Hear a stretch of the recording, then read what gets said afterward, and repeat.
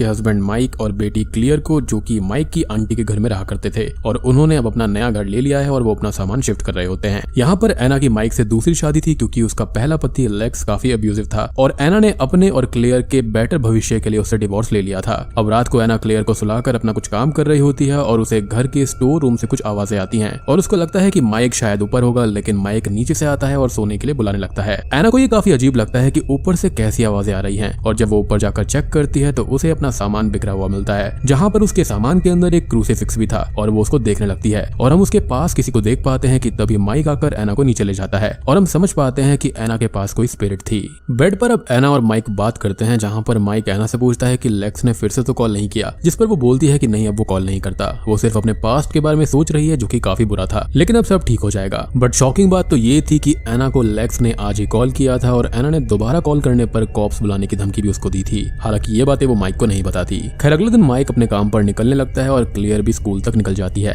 अब एना को आज पुराने घर से सारा सामान न्यू घर के अंदर शिफ्ट करना है और माइक की आंटी डोना भी आ जाने वाली थी, तो उनसे भी मिलकर वो घर के एक्सपेंसेस को सेटल कर लेगी। एना अब घर पर ही थी और वो लेक्स को कॉल करने लगती है क्योंकि अभी भी वो उसको कहीं ना कहीं चाहती थी, बट फिर वो खुद को रोक लेती है और कॉल को कट कर देती है। वो अब किचन में होती है कि तभी डिशेस अपने आप ही गिरने लगती हैं और वो ये देखकर हल्की सी शॉक्ड हो जाती है कि ये डिशेस अपने आप ही नीचे कैसे गिर गई, और वो उनको उठाने लगती है और फ्लोर पर उसे स्टे वर्ड लिखा हुआ मिलता है जो कि अपने आप ही गायब हो जाता है। अब इससे पहले कि वो कुछ भी समझ पाती, वहाँ पर डोना घर आ जाती है और एना उससे बात करने चली जाती है। अब डोना पूरा घर चेक करती है और एना को वॉल प्लास्टर्स, डिशेस के बारे में बताती है जिनके पैसे एना को पे करने होंगे। डोना ये भी बोलती है कि एक रूम के अंदर क्रेयॉन से कुछ लिखा हुआ है तो उसकी सफाई के भी पैसे लगेंगे, लेकिन एना ये बोलती है कि वो तो उस रूम में अभी गई थी, तब तो वहाँ पर कुछ भी नहीं था। उन दोनों को घर के स्टोर रूम से कुछ आवाजें बार बार आती हैं और डोना एना से बोलती है कि वो आज घर पर ही रुके क्योंकि डोना ने मेंटेनेंस बॉय को बुलाया है जिसके साथ एना को घर में रहना पड़ेगा। लेकिन एना बोलती है कि उसको अपने नए घर जाना है, लेकिन आज डोना उसकी बात नहीं सुनती और वहाँ से चली जाती है। अब एना उस रूम में जाकर देखती है तो वहाँ पर वॉल पर क्रेयॉन से स्टे लिखा हुआ था और वो उसकी पिक्चर क्लिक करती है तो पिक्चर में टी की जगह वहाँ पर क्रूसीफिक्स दिखाई देता है जो कि उसने कुछ टाइम पहले भी देखा था। वो इससे थोड़ी सी परेशान हो जाती है और आराम करने का सोचती है कि तभी बेड के नीचे से एक ईविल हाथ आकर उसके हाथ को पकड़ लेता है, जिससे वो डर कर अपना हाथ छुड़ाती है और ईविल नन उसके सामने आ जाती है और उसको हॉन्ट करती है, जिससे डर कर वो भागने लगती है और जाकर बाथटब में छुप जाती है। वो ईविल नन जो होती है वो बाथरूम में आती है और बाथटब के ऊपर एक ट्रांसपेरेंट शील्ड बना देती है, जिससे कि एना टब से बाहर नहीं निकल पा रही थी और टब के अंदर तुरंत ही पानी भरने लगता है। नन उस टब के ऊपर आकर ब्लड से स्टे लिखती है और एना पानी में डूबने ही वाली थी और वो खुद को बचाने की पूरी कोशिश कर रही थी। अब वो पानी में डूब जाती है, लेकिन शील्ड तब तक हट जाती है और वो टब से बाहर निकलती है। वो बाहर जाकर अपनी गन उठा लेती है और सब जगह छुपने लगती है। तभी वो खुद को देखती है जहाँ पर उसने बहुत सारी दवाई एक साथ खा ली थी और वो मरने वाली थी।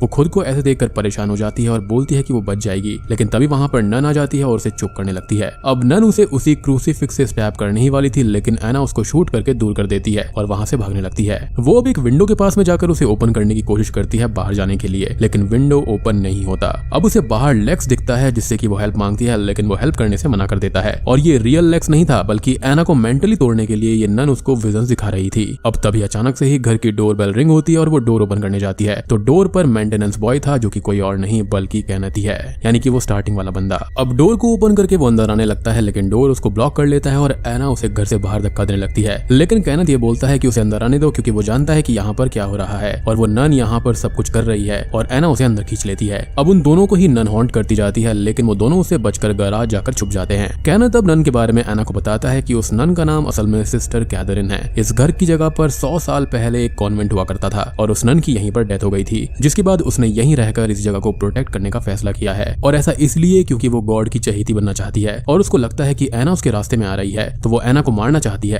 केनेथ कुछ पिक्चर्स भी एना को दिखाता है जो कि सिस्टर कैथरीन के डेथ के टाइम में ली गई थी और एना उन्हें देखकर परेशान हो जाती है। अब गैराज का गेट ओपन होने लगता है और केनेथ बाहर जाने लगता है, लेकिन एना उसको रोकती है और बोलती है कि पहले कोई चीज बाहर फेंक कर देखो और वो एक छोटा सा हैमर बाहर फेंकती है जो कि वापस घर में आ जाता है और गेट भी बंद हो जाता है और ये कुछ और नहीं बल्कि उसी नन के दिखाए हुए विजन थे। केनेथ एना से बोलता है कि नन यहाँ पर अपने फिजिकल फॉर्म में है और उसको उस फिजिकल फॉर्म से निकालना होगा और उसे खत्म करना होगा, यानी कि फिजिकल फॉर्म में आने के बाद ही उसको खत्म किया जा सकता है। अब वो दोनों दूसरे रूम में जाते हैं और केनेथ एना को बताता है कि उसको पहले भी इस नन ने हॉन्ट किया है और वो यहाँ पर बार बार आता है ताकि कोई प्रूफ ले पाए कि ये घर हॉन्टेड है, एज उसकी बात पर कोई भी यकीन नहीं करता। अब केनेथ अपना वीजा बोर्ड और इक्विपमेंट्स को निकालता है और नन से बात करने की कोशिश करता है, साथ ही साथ वो एना को एक पेंटाग्राम भी देता है जिससे कि वो नन डरा करती थी। नन उनसे बात करती है और एना से कहती है कि एना को नन की जगह पर यहाँ पर रुकना होगा क्योंकि नन के जाने का टाइम हो गया है। एना उससे बोलती है कि यहाँ कैसे रुक सकती है वो, और वो नन वहाँ पर आ जाती है और उस पर अटैक करने लगती है। एना खुद को बचाकर बाहर भागती है और एक रूम में जाती है तो यहाँ पर माइक और लेक्स थे जो कि उसको गलत गलत बातें बोलने लगते हैं और ये भी नन एना को विजन से दिखा रही थी।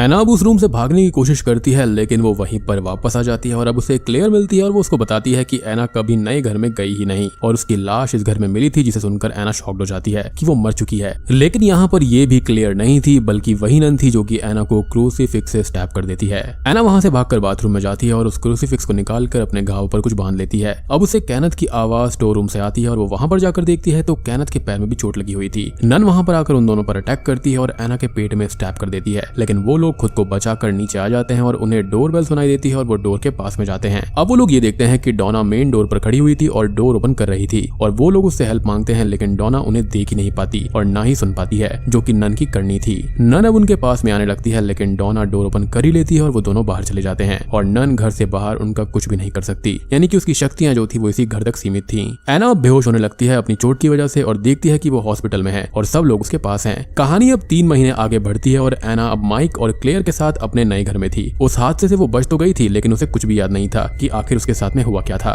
एना की लाइफ आराम से चल तो रही थी लेकिन उसको हमेशा ये लगता कि जैसे जो चीजें हो रही है वो पहले भी हो चुकी है। एना ये नोटिस करती है कि माइक उसे उसकी दवाई बार बार खाने के लिए फोर्स करता है और वो अब काफी एग्रेसिव हो गया है और एना उसे डरने लगी थी। एक दिन घर के अंदर लेक्स घुस जाता है और एना उसे घर से बाहर भेजने की कोशिश करती है लेकिन वो नहीं जाता। इवन एना उस पर गन भी पॉइंट कर देती है लेकिन वो उससे भी नहीं डरता। अब एना उस पेंटाग्राम को निकालती है जिससे लेक्स डर जाता है और घर से चला जाता है। एना समझ जाती है कि कुछ तो गलत है और अगले दिन वो केनेथ से मिलने जाती है और उससे बोलती है कि उन्हें याद करना होगा कि क्या हुआ था, क्योंकि उसे ये लग रहा है कि कुछ ना कुछ गलत है। जिस पर केनेथ ये बोलता है कि कुछ भी गलत नहीं है और एना कुछ भी उल्टा सीधा ना सोचे और अपनी लाइफ के ऊपर ध्यान दे। अगले सीन में एना घर के अंदर थी और माइक उससे झगड़ा करने लगता है और काफी अग्रेसिव हो जाता है। साथ ही लेक्स भी घर के अंदर आ जाता है और एना क्लेयर को लेकर बाथरूम में छुप जाती है। अब तभी क्लेयर की जगह पर वो इविल नन आ जाती है और एना को होश आता है, जहाँ पर ये सब कुछ नन के दिखाए हुए विजन थे और एना अभी भी उसी घर के अंदर थी। केनेथ एना से बोलता है कि वो बेहोश हो गई थी और एना उसे सब कुछ बताती है और समझाती है। अब वो दोनों ये बात करते हैं कि नन उनको सुन रही होगी इसलिए विजन्स उनको दिखा रही है, तो वो लोग एक फेक एस्केप प्लान बनाएंगे नन को फूल बनाने के लिए। केनेथ अब स्टोर रूम में जाकर झूठी बातें बोलता है कि एना घर में रुकने को मान गई है और नन स्टोर रूम में जाने लगती है और इधर एना गराज में आ जाती है। केनेथ भी स्टोर रूम से निकलकर गराज में जाने लगता है लेकिन उसको नन पकड़ लेती है और बोलती है कि वो ऐसे फूल नहीं बनेगी और केनेथ को अपना वादा पूरा करना होगा।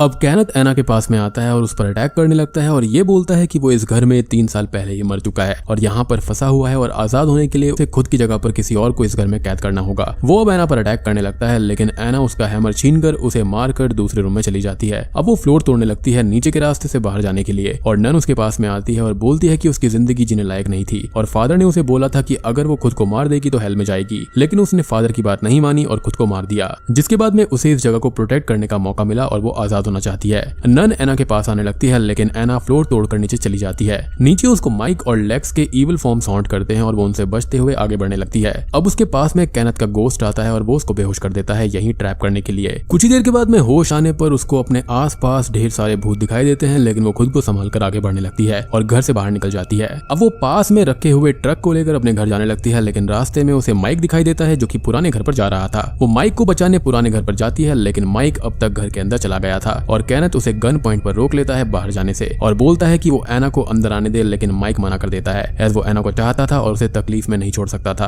अब एना वहां पर आकर ये बोलती है कि माइक यहाँ से चला जाए लेकिन तभी नन वहां पर आ जाती है और एना को मारने ही वाली होती है लेकिन अब तक वो खुद ही नर्क की आग में जल जाती है क्योंकि उसका वक्त पूरा हो गया था और उसको अपने गुनाहों की सजा मिल गई। एना और माइक घर से बाहर आ जाते हैं और केनेथ का गोस्ट घर में ही फंस गया था, जिससे एना बात करती है और वो बोलता है कि एना हमेशा खुश रहे और जल्दी ही वो भी हेवन में चला जाएगा और आजाद हो जाएगा। अब कहानी 3 महीने आगे बढ़ती है जहाँ पर एना, माइक और क्लेयर अपनी लाइफ अच्छे से जी रहे थे और ये कोई विजन नहीं था बल्कि रियलिटी थी। और